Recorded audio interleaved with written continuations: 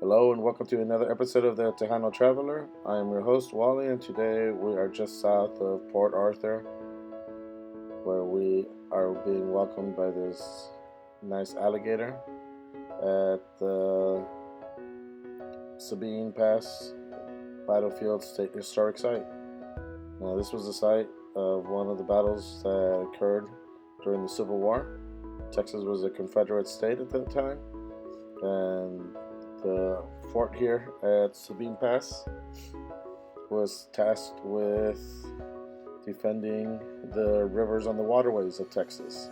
Now, eventually they would lose the war, which was good, but before that, they had a skirmish here where some Union boats, steamboats, tried to make their way up the Sabine River, and they pretty much got stuck and were sitting ducks for the Confederate artillery, which fired upon them and ended up sinking two of the ships and taking a whole bunch of prisoners and all that. It was a disaster for the Union Army.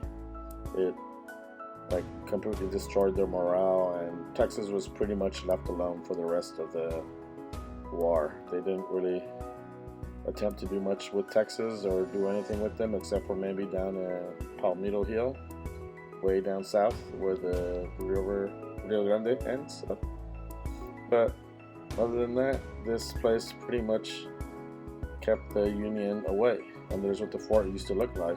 We don't have the fort anymore. It's been pretty much washed away or used for something else. But that's what it would have looked like, which is kind of cool. Usually you see forts in squares or rectangles or in star shapes, but this one was unique. But you still have some of the hills where they would hide artillery. This place was still in use during World War I and World War II, and there was actually a couple of skirmishes with German U-boats out of here, out of this area, which I thought was interesting. You think everything happened over in the Atlantic and over in Europe, but no, those U-boats were pretty much everywhere. Damn you, U-boats.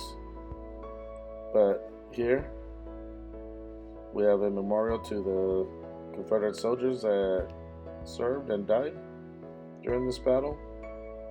It was an important battle which kept Texas out of the Civil War mostly. And if you come here, you can see a nice little park, riverfront park. If you look through this, you can see exactly where they were firing at in that area right there. So that's where all the action happened. And that's where they took their prisoners and sunk their boats and everything. But there's a plaque that you can read to find out a bit more about Fort Griffin here, and you can look at the names of the statues and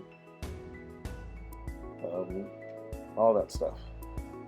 You can come here, maybe have a picnic, maybe grill something, go fishing, and learn a bit about Texas history. Now, yes, it's Confederate history, but it's still important history to Texas, so make sure you come here if you're a big Texas fanatic and big into Texas history. This is also pretty close to the intracoastal waterway, so you'll see a lot of the ships on the other side just sort of waiting around to be pushed into the proper canal or the proper waterway. It's kind of cool seeing these huge ships. I mean, they're huge. And this is a part of a steamboat that sort of moves around to make sure the paddle wheel moves with the steam, which I thought was kind of cool. And on your way out, you can still see our little alligator there waiting for us. Anyways, I hope you've enjoyed this brief history lesson, and thanks for watching. Don't forget to like and subscribe. Bye-bye.